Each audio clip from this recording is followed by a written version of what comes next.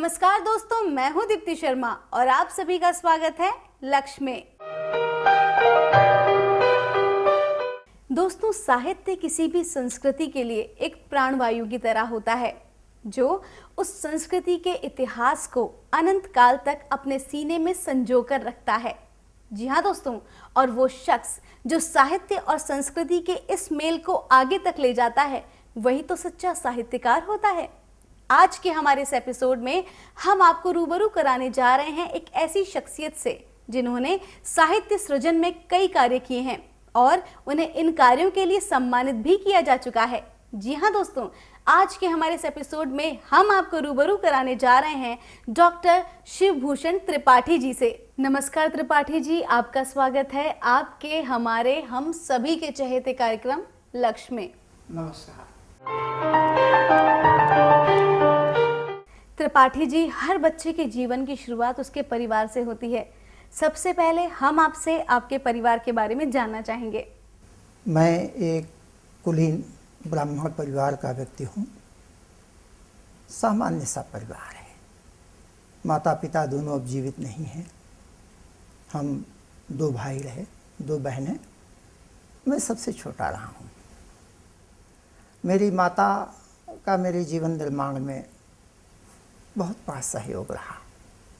वो साक्षर तो नहीं थी, लेकिन उनको स्मरण करके मुझे मेरे आँख भर आते हैं, आंसू आने लगते हैं। समय से मेरा विवाह हुआ। इस समय पत्नी है, वो भी शिक्षित नहीं थी। बाद में हमने अपने जीवन के क्रम में लाकर 2-3 वर्ष उन्हें पाठशाला पढ़ाकर सामान्य शिक्षित किया। 2 बेटे हैं, 1 बेटी है। सबका शादी ब्याह कर चुका हूँ।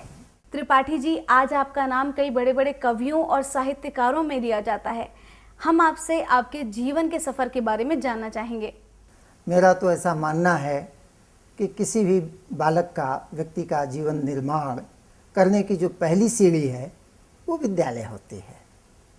मैं भी उत्तर प्रदेश के बस्ती जिला, जो अब सिद्धार्थनगर ज़िले के नाम से प्रसिद्ध है, उस ज़िले के एक छोटे से गांव चौखड़ा नाम है, वहाँ के सामान्य सरकारी प्राइमरी स्कूल में प्रवेश लिया और वहाँ से प्राइमरी शिक्षा करने के बाद तहसील स्तर पर 5 मील पैदल चलकर डुमरियागंज नाम के स्थान पर वहाँ से आकर 6ठे से लेकर 12वीं तक की शिक्षा प्राप्त की। पढ़ने की मेरे मन में एक ललक थी और किसी से ये जानकारी करके कि लखनऊ में प्रातःकाल भी विद्यालय चलते हैं, सायंकालीन भी विद्यालय चलते हैं और दिन में विद्यालय चलते हैं, तो किसी समय में सुविधा से हम विद्यालय में प्रवेश लेकर पढ़ाई करते हुए और ट्यूशन करते हुए अपने पैरों पर खड़े होकर शिक्षा जारी कर सकते हैं। तो मैंने वैसा ही किया। गवर्नमेंट से एक योजना आई, हम भाषा सीखना चाहते थे। हमने तमिल के लिए अप्लाई किया और मुझे मैसूर जाना पड़ गया। बच्चे हमारे छोटे थे, तब भी किसी तरह उनको छोड़कर 1 वर्ष के लिए मुझे मैसूर रहना पड़ा। वहाँ से हमने तमिल में डिप्लोमा हासिल की। साहित्य को दूसरों के सामने ले जाते हैं और सब साहित्य ही तो है। एक दूसरे के सुख दुख की चिंता करना, उसमें हाथ बटाना, कैसे दूसरा प्रगति कर सके उसमें सहयोग करना, सेवा की भावना रखना, ये सब साहित्य ही तो है। और जो कुछ भी करने का अवसर लगता है उसको बड़े मनोयोग से करते हैं और लोगों से, आप सब लोगों से प्यार मिलता है। त्रिपाठी जी, जो आपने अपने जीवन का सबसे पहला लेख लिखा था वो क्या था और उस वक्त आपके क्या भाव थे?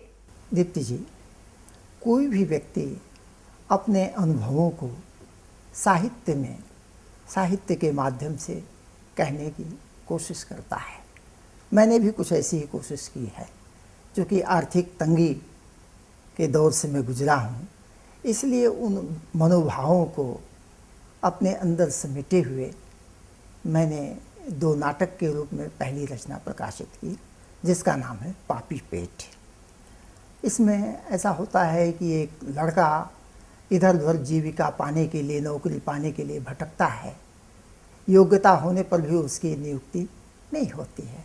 बाद में वही लड़का एक लड़की के वेश में इंटरव्यू देता है और फिर वो सेलेक्ट हो जाता है, और फिर इसी के माध्यम से उसका ये जो छद्म रूप है एक दिन प्रकट होता है, और फिर उसका स्वाभिमान जाग उठता है, और फिर अपने नौकरी देने वालों को वो भी सचेत करता है और उनको रास्ते पर लाता है।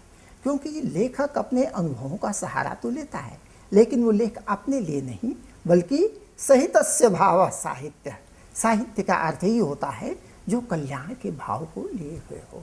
त्रिपाठी जी, आपसे हमारी बातचीत जारी रहेगी, लेकिन यहाँ हमें लेना होगा एक छोटा सा ब्रेक। दोस्तों, आप कहीं मत जाइएगा, मिलेंगे ब्रेक के बाद।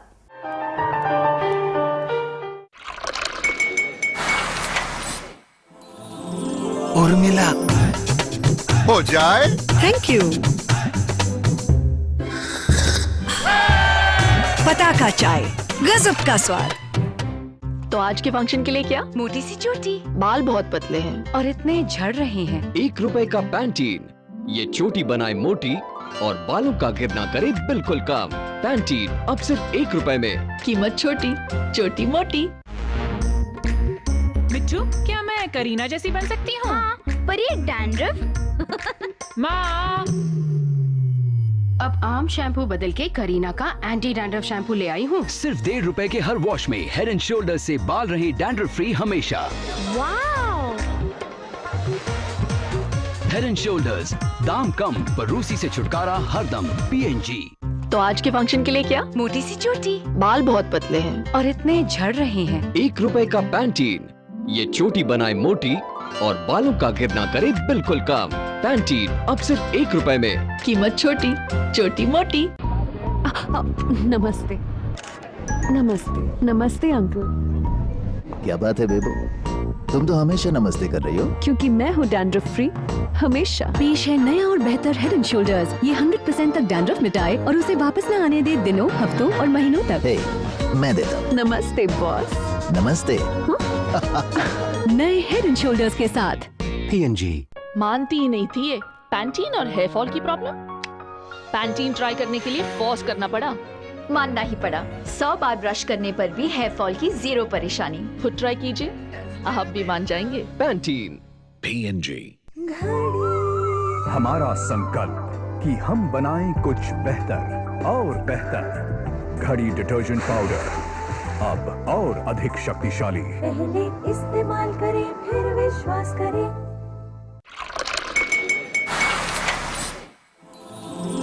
उर्मिला, हो जाए। Thank you. पताका चाय, गजब का स्वाद। ब्रेक के बाद आप सभी का फिर से स्वागत है, और हम बातचीत कर रहे थे डॉक्टर शिवभूषण त्रिपाठी जी से। त्रिपाठी जी, आपकी अध्ययन में बहुत ही रुचि रही है और आपने कई लैंग्वेजेस पर कमांड भी हासिल किया है, और आज के समाज में देखा जाए तो शिक्षा हर व्यक्ति के जीवन में बहुत ही महत्वपूर्ण रोल अदा करती है। आपके अनुसार आज की जो शिक्षा पद्धति है, जो प्रणाली है, उसमें क्या क्या विषमताएं हैं? दीप्ति जी, आप अपनी चारों तरफ परिवेश को देखिए तो कहते हैं कि साहित्य समाज का दर्पण होता है। इसमें कोई संदेह नहीं है कि समाज में जो कुछ हो रहा है वही साहित्य बनता है, और साहित्य समाज को में क्या घटित हो रहा है उसको परिलक्षित करता है, दिखाता है। तो आज आमूल चूल शिक्षा में परिवर्तन किए जाने की आवश्यकता है, क्योंकि शिक्षा ही वो ज्योति है, शिक्षा ही वो प्रकाश है जो व्यक्ति को, समाज को सही दिशा देने में समर्थ हुआ करती है।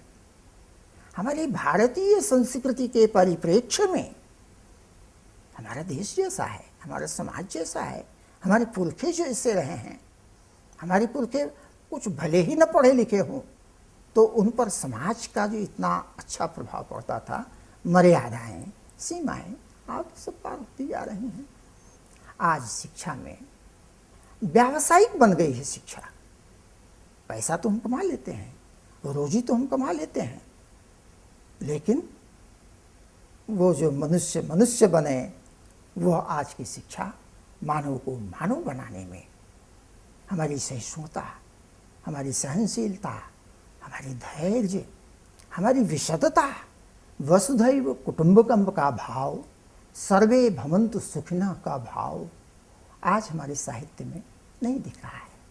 मेरा निवेदन भी है, जहाँ मौका मिलता है शिक्षाविदों से इस बात को कहने की, कि आज के साहित्य में, आज के पाठ्यक्रमों में मूल्यों की बात ढाली जाए, ताकि हमारा बच्चा अपने जीवन निर्माण को ठीक कर सके। त्रिपाठी जी, हम आपसे जानना चाहेंगे कि आपके अनुसार एक साहित्यकार के दृष्टिकोण में और एक आम आदमी के दृष्टिकोण में क्या अंतर होता है? दीप्ति जी, ऐसा है कि सामान्य दृष्टि तो सामान्य है, लेकिन साहित्यकार जब है तो उसमें सहितस्य की भाव होगी ना, हित का भाव होगा, कल्याण की भावना होगी। अब जैसे ही गुलाब का पेड़ आप देखते हैं, गुलाब में कांटे लगे हुए होते हैं, वो कांटों को कुछ लोग ये बुरा कह सकते हैं कि ये चुभते हैं। जी बिल्कुल। लेकिन साहित्यकार तो समझता है कि ये कांटे हमें गुलाब की रक्षा के लिए प्रकृति ने दिए हैं, सावधान करते हैं। इस तरह से मेरा तो ऐसा मानना है। अब हमने एक कविता लिखी थी, सामान्य दृष्टि है कि मोमबत्ती जलती है, किस लिए जलाई जाती है? रोशनी देने के लिए। लेकिन मेरी अपनी दृष्टि, उसमें रोशनी तो है, लेकिन रोशनी का अर्थ केवल अंधेरा मिटा करके केवल रोशनी ही नहीं है। साहित्यकार सदैव सकारात्मक सोच के साथ अच्छी दृष्टि रखता है, जिसमें जनहित हो, देश हित हो, समाज हित हो। अंत में आप हमारे लक्ष्य के दर्शकों को क्या संदेश देना चाहेंगे?